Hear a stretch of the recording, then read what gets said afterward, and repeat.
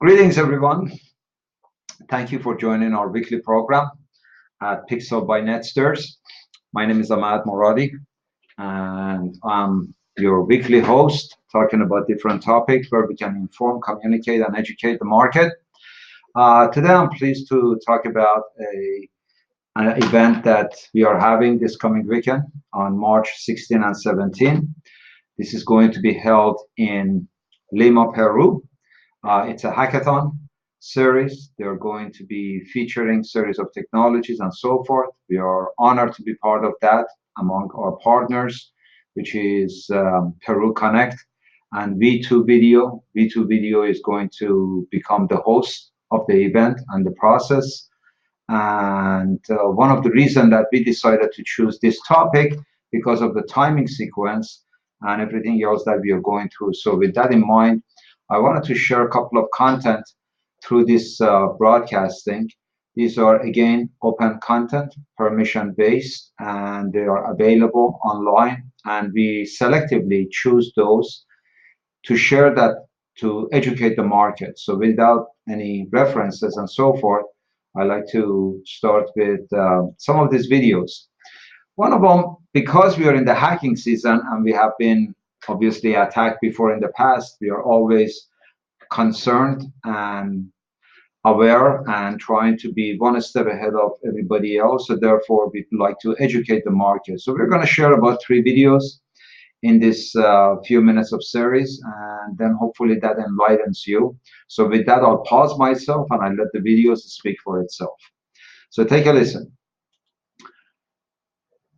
Cross-site scripting is the #1 vulnerability on the web today. If you are writing any kind of web software and you don't know about this, you should know this. And if you are the kind of person who likes to play about with websites and break them in a definitely legal manner, you should know this. To explain it, we have to go back to the early days of the internet. We have to go back to Tim Berners-Lee sitting at CERN, making up how the web will work. The web is based on something called HTML, Hypertext Markup Language. Most people who are watching this, I think, will know how this works. But just very quickly, it means that you have tags. An HTML document starts with angle brackets like this and closes with angle brackets like this. And anything between angle brackets is read as an instruction. So if I want to put some text in bold, I put a B tag and a closed B tag, and I put some text in the middle, and that becomes bold. This is why, and I know you've been getting comments about this, the ending graphic on computer file should have a little slash like this one here to make it over. Otherwise, you're kind of saying that you're starting a new one. No doubt, all sorts of pedantic people have been emailing you about that. Those angle brackets, wherever they are in the document, mean an instruction is coming here. So, what do you do if you want to put an angle bracket, which is basically a less than sign, into your document? Well, you do something called escaping. Instead of sending the angle bracket, you send an ampersand, and then LT for less than, and then a semicolon. And that means when the user actually reads it, it will become an angle bracket. Great. Wonderful. And that works fine. It means in the old days of the World Wide Web, you could send a request, and the document would come back, and the angle brackets would not mess everything up. Then we move on a bit, and we start coming back with more interactive things. Someone comes along and invents JavaScript. And JavaScript is a programming language that sits in the middle of web pages. You start with a tag in the middle of your document. So you've already got your HTML here and here. What it does is you start with a script tag, and then everything stops. You've got a closing script tag down here. Nothing in this section will actually appear on the user's screen. What you have here is a completely separate programming language. You can declare variables, you can do calculations. That's vaguely sensible. You can create an entire language there, and that language can affect the document. So you can take the output from that, and you can put it into the rest of the text. So if you have, for example, an email client, Gmail uses this. Gmail uses incredible amounts of this, because when you type in things, it sends it to the server slowly. You don't have to save, like in the early days of the web, and then it would take a second to go there and a second to come back. Just quietly does it all in the background. It's really, really powerful. It's the way that everything big, everything interactive works on the web now. You can design entire games in JavaScript, and all it's doing is creating a web page and then just moving bits about. The trouble is that JavaScript is dangerous. It can do anything to the web page, and rightly so, that's how Gmail works. But imagine if you could get whatever JavaScript you wanted to do anything with, say, the login page of an online bank. You could tell it that instead of just taking the username and password and sending them to the bank servers, first, it should send them to someone else. And when they've got them, and the user won't know that's happened, then it should log people into the bank. Or you could say, instead of sending the words people are actually typing to the web, ignore them, just send Rick Astley instead. This is how MySpace worms spread. Because you would type in the code, and it would appear, because MySpace hadn't quite filtered JavaScript properly, and that's the cross-site scripting bug I'll get to in a minute. You could write anything you wanted in there, and every time someone looked at that MySpace page, the code would run. And it would say, hey, go do stuff with their profile instead. And it would. JavaScript is dangerous because it lets you do anything on a web page. So, how do you get it in there? Let's go to, say, Google. Here's Google, here's a search bar. Whatever I type in that search bar, test, will promptly appear on the next page here. Test, and it'll also appear here a couple of times and here. Whatever I type in here appears on this web page. That's fine. What happens if instead I type in an italic tag? Well, what won't happen is that Google will send the whole page in italics. They will do that because what they have done is they have converted it into this less than, which is great. Let's imagine that instead of typing test, or instead of typing that, instead I type in script and then some code. And as long as I write valid code there, and as long as the box is big enough, there's a few other hacks you can do to make that work. If, as a web developer, you forget to do that little trick that changes them from less than signs to that code that means put a less than sign there, your web server puts the page out, and the web browser looks at that and goes, that is JavaScript code. I'm going to run that. And it does. And you can use that for entertainment. I have previously used that at least one place I shouldn't. And of course, it doesn't do any damage, doesn't do any lasting damage, that. All it does is, in that case, change a load of the words in their website. It's only visible to the one person I've sent it to. Which is, not technically entirely legal under the Computer Misuse Act, but no one pressed charges. All I'm doing there is playing about. But the more sinister stuff you can do with JavaScript, quietly stealing passwords and user information and letting you log in as other people, all of these things are entirely possible by just letting unescaped JavaScript get into your web page. And here's the thing, here's the really important thing. All you need to do is mess up once, anywhere on your site, with any user input. Something that you think is completely innocuous because someone is just typing in their age. If you forget to escape that, and someone types in a little bit of code there instead, well, congratulations, your website is now completely vulnerable. And this has happened regularly in Google, in Facebook, in every single big site, because it's so easy to forget. Even when every single framework out there, every single tool to help web developers has something that goes, guys, you've missed this, you missed this. Do you really need to do that? Are you sure you really need to do that? You can still mess it up. Even the big guys mess this up, and they have what are known as bug bounties. They will pay you money if you find something like this and then responsibly tell them. You don't go and tell the world. If you can do that, I think someone earned something like $12,000 for finding a bug in Facebook that let people do this. So rather than try and break things, try and mend them. Try and find something like this. If this is your thing, if this is something that you look at and go, oh, I can try and break things with this, do it. And then look at the big guys and try and earn some money with it instead. Because they will thank you, they'll put your name in lights on your site, on their site, and they will pay you money. Because the alternative is the bad guys getting this, and the next time you log into Google, your password not going where it's supposed to.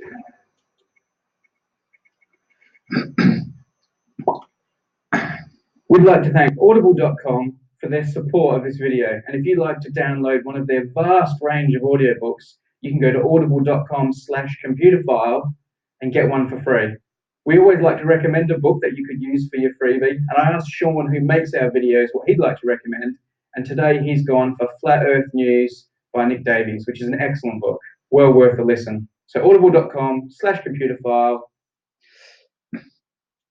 So as explaining to you in the next video, you will find out that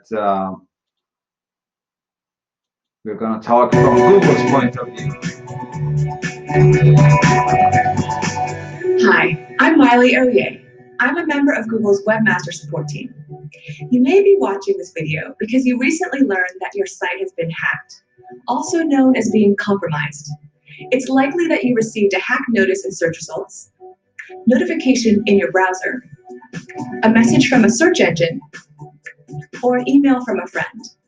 Whether you run a large multinational business site, a government site, or your personal blog, having your site compromised is one of the hardest predicaments we, as site owners, will ever face. The good news is that recovery is certainly possible. In fact, a nonprofit organization called Stop Badware reports that their tools and information have helped over 130,000 websites become de-blacklisted, with the malware warning removed in the last 3 years. In tandem with groups like Stop Badware, my Webmaster Support team and I hope to help you recover your hacked site. There are two primary approaches to recovery: doing it yourself if you're tech savvy, or finding trusted experts if you feel the technical tasks are outside your scope. If you're not sure which approach to take, the next step in our Help for Hacked Sites can help you determine which route is most appropriate. It may not be easy, but once you, either by yourself or with the aid of your support team, can identify the vulnerability, fix the problem, and complete the review process, your site may return online even more robust.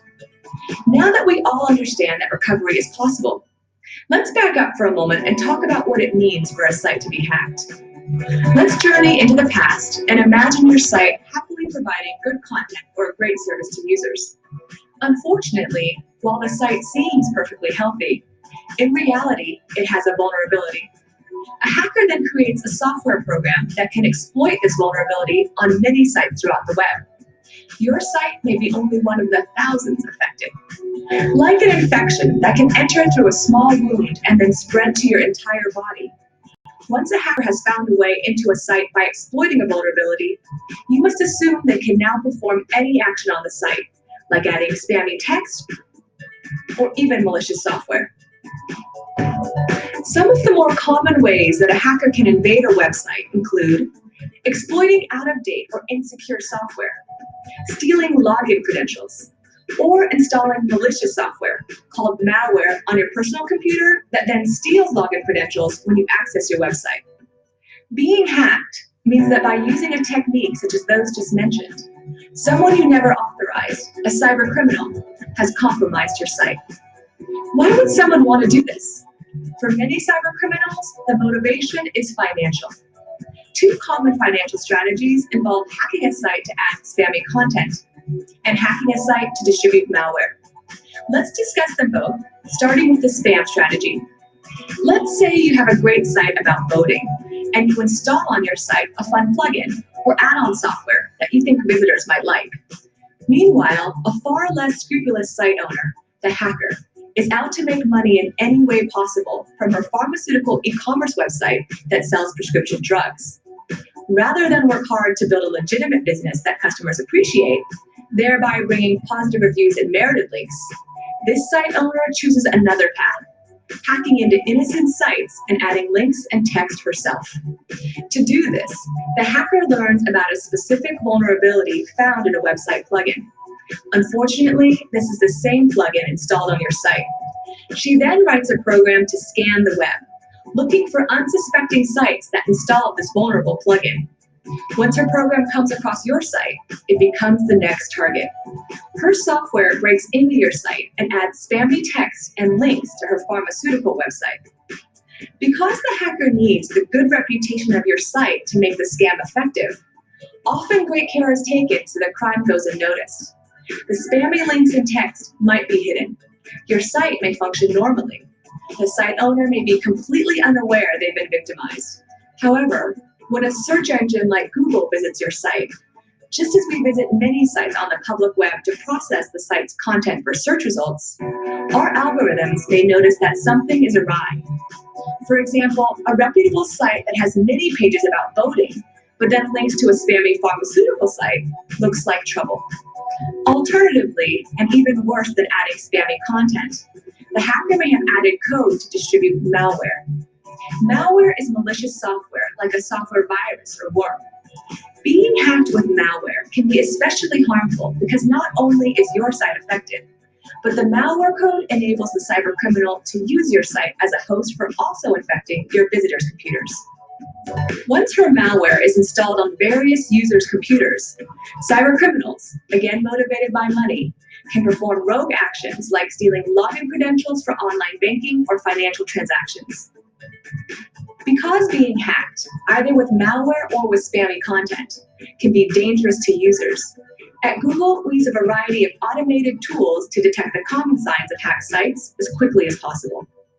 It's extremely unlikely that your site was a false positive. When we detect something suspicious, we'll add a notification to our search results to alert you as well as protect searchers. We'll also do our best to contact you via your Google Webmaster Tools account. In addition, we'll often send emails to relevant addresses that might reach the right contact, regardless of whether they have a Webmaster Tools account. While we try to contact site owners as quickly as possible, it's still tough to hear the diagnosis that your site has been hacked. The positive news is that with this knowledge, you can take steps toward treatment, both for your site and the safety of your visitors. And once the problem is fixed and the review process completed, the warning label will be removed from search results. Your visitors can safely view all of your great content once again. How long does the recovery process take? The amount of time depends on the technical expertise of the site's recovery team, as well as the size of the site and the extent of the damage. Once a site is cleaned of hacked content, which is by far the most difficult part, the review process to remove user-facing warnings requires at most a day or so for malware and phishing, and possibly several weeks for spam. Spam reviews often require more time because they can involve manual investigation or a complete reprocess of the hacked pages. This video, Overview of a Hacked Site, completes the first step of a multi-step recovery process. Next is to determine the best approach to remedy your site, whether that's using your own technical skills or garnering help from specialists. We'll discuss these options in our next step in Help for Hacked Sites. See you there.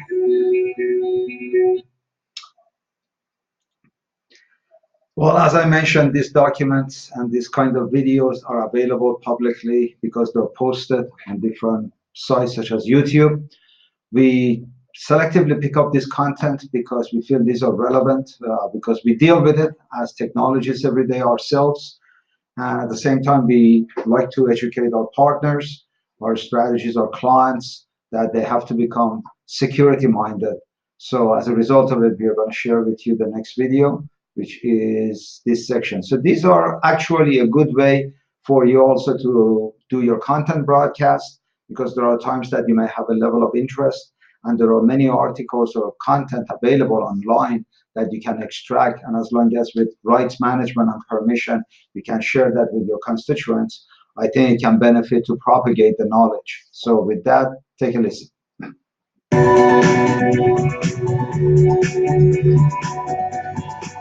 Hi, I'm Miley Oye, back with the next video in our series to help you recover your hacked site. By now, you've probably seen our first video, Overview of a Hacked Site, and you're ready to take the next step. Recovering a hacked site can be tricky, and it requires more technical skill than one might expect. That's why finding specialists who can help you with your individual situation, as well as talk to you in a language that's comfortable, is paramount. This video is tailored for site owners who don't feel they have the technical expertise to recover on their own.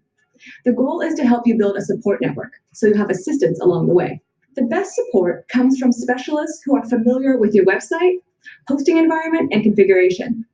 Therefore, your web host, also called your hoster or hosting provider, should be contacted as soon as possible. Your hosting provider is the company that stores the files for your website and then makes them accessible on the web. If you have free hosting, then your hoster might be named in your domain, like blogspot.com for free blogger hosting, or wordpress.com for WordPress hosting. Free hosting sites might have good support resources, like an online discussion group if you search for words like hacked or malware in their online help center.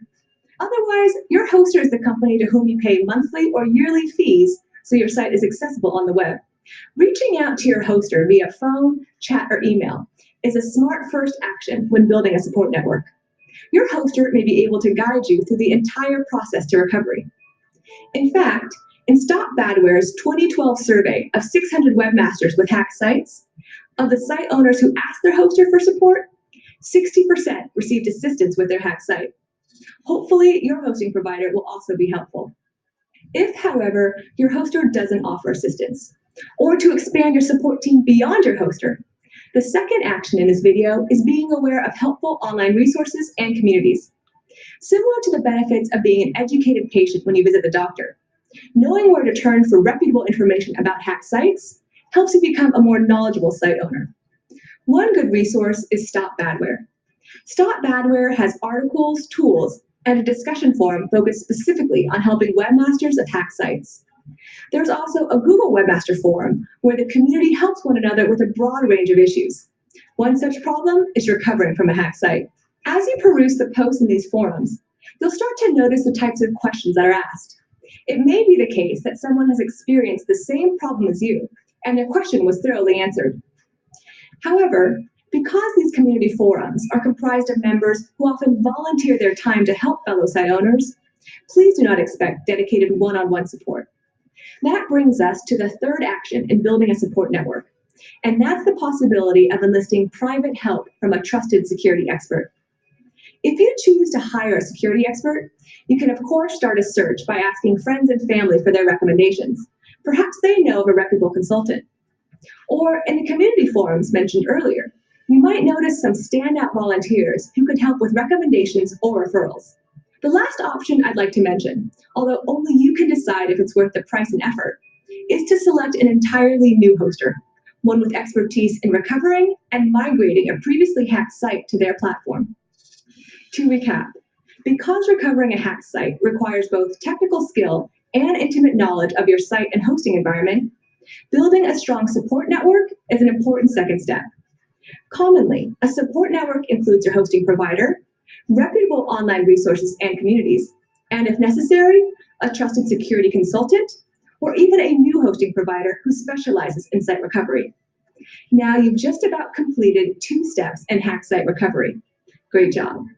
The next step, quarantine your site, will start requiring more technical skill to complete each task. That's when you'll need your strong support network. So, armed with your support team, we'll see you again in the next video.